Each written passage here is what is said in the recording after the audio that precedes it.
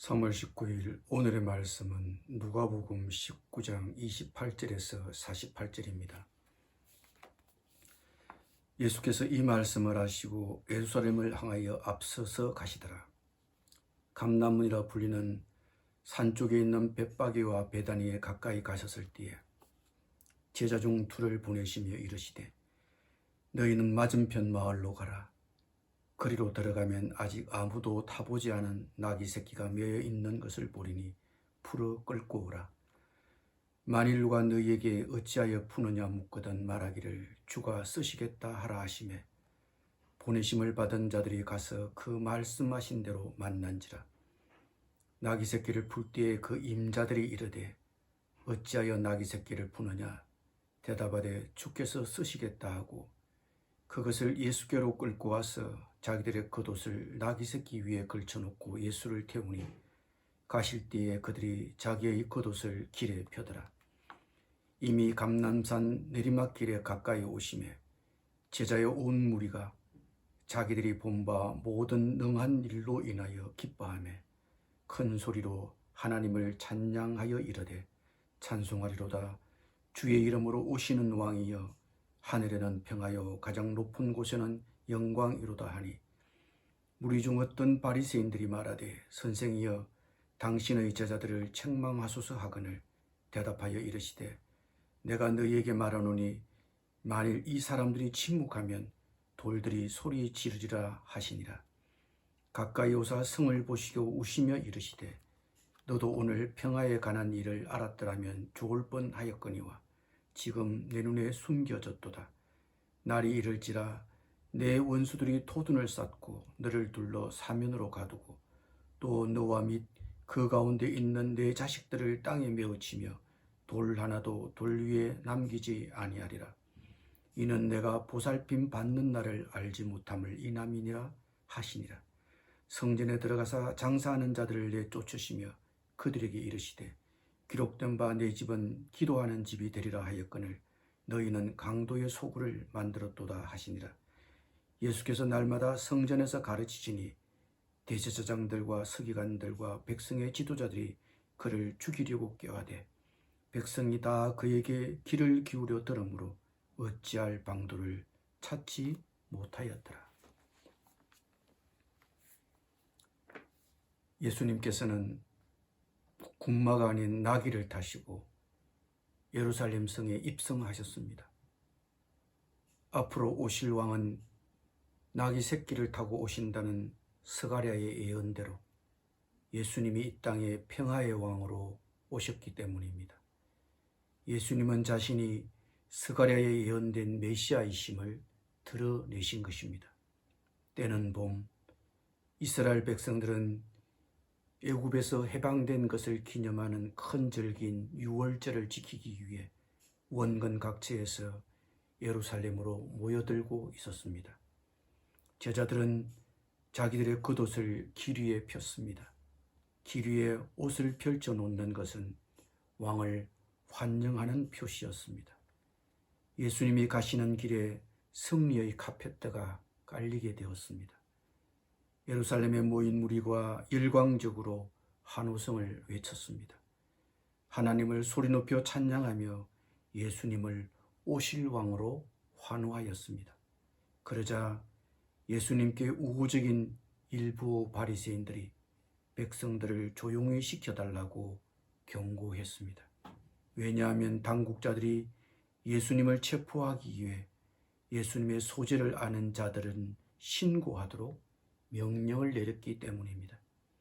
그러나 예수님은 무리들의 그 환호성은 불가피한 것이라고 말씀하셨습니다. 오실 왕으로 오신 예수님 자신을 무리들이 환영할 수밖에 없다는 것입니다. 군중들의 큰 기쁨과는 대조적으로 예루살렘 성을 보신 예수님은 우셨습니다. 통곡하셨습니다. 소리내어 흐느껴 우셨습니다. 얼마 안 있어 예루살렘 성은 함락되고 완전히 파괴되어 버릴 것이기 때문입니다. 예수님의 말씀대로 예루살렘 성은 AD 70년 로마 군대에게 완전히 멸망하게 됩니다.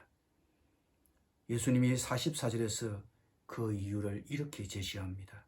그들이 보살핌 받는 날을 알지 못했기 때문이다. 이전 개역 성경에서는 이렇게 번역했습니다. 이는 그들이 권고받는 날을 알지 못했기 때문이다. 그들을 찾아오신 평화의 왕 예수님을 그들이 거절했기 때문입니다. 예수님은 예루살렘으로 오시는 긴 여행 내내 예루살렘과 성전의 임박한 심판을 되풀이해서 경고하셨습니다. 그러나 그들은 예수님이 당부하신 평화, 하나님의 은혜를 거절했습니다. 회개하지 않으면 그 누구라도 예외 없이 전부 그렇게 멸망할 것입니다. 우리 또한 주님이 날 찾으시고 권고하실 때 거절하지 말아야 합니다. 예루살렘에 입성하신 다음 날 성전을 방문하신 예수님은 성전에서 장사하는 자들을 보았습니다. 돈 바꾸는 자들과 장사하는 자들이 성전 바깥들, 곧 이방인의 뜰에 진을 치고 있었습니다. 어떤 사람들은 돈을 받고 주었고 또 다른 사람들은 희생을 드릴 동물들을 팔고 있었습니다. 사실 제사를 드리기 위해서는 이런 제도들이 필요하였습니다. 해외에서 온 유대인들은 그들의 화폐로는 매년 드리는 성전세를 낼 수가 없었습니다. 그런데 돈 바꾸어 주는 환전상들은 환율을 높여서 그 차액을 착복하였습니다. 가난하여 가장 값싼 희생 제물인 비둘기 2마리를 드릴 수밖에 없었던 사람들까지도 터무니없는 값을 내야만 했습니다. 제사장들은 이 모든 일을 눈 감아주고 있었습니다. 이 성전에서의 거래들은 그리 정직하지 않았으며 막대한 규모로 성장해 있었습니다. 이방인이 하나님을 예배할 수 있도록 지정된 지역이 기도처가 아니라 도둑들의 은신처가 되어 이미 도둑의 수중에 넘어간 것과 같았습니다. 성전의 참된 본질이 훼손되고 있었던 것입니다. 나에게 교회는 어떤 곳입니까? 나는 교회에 어떤 마음과 의도로 출석하고 있습니까? 장사 속이나 도피처를 구하여 나가고 있지는 않습니까? 예수님처럼 예배의 성전의 참된 본질, 예배의 참된 본질을 위해서 깊이 묵상하는 오늘 하루가 되었으면 합니다. 기도하겠습니다.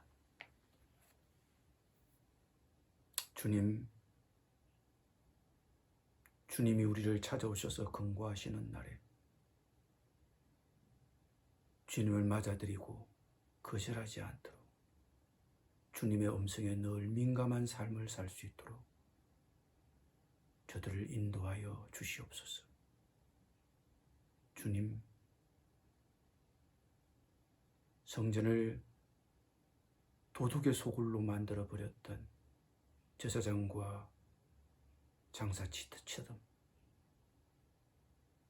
예배가 본질을 잃어버리고 교회가 본질을 잃어버리고 훼손되어 버리는 점은 없는지 우리의 예배생활, 우리의 교회생활을 되돌아볼 수 있기를 원합니다. 우리는 교회에 어떤 마음으로 가며 예배에 어떤 마음으로 참석하고 있는지 돌아보게 하시고 예배의 참된 본질, 교회의 참된 본질을 회복하기 위해서 내가 정성을 기울여야 하는 일이 무엇인지, 마음 써야 하는 일이 무엇인지 오늘 하루 묵상하는 하루가 되게 하여 주시옵소서. 예수님의 이름으로 기도드립니다. 아멘.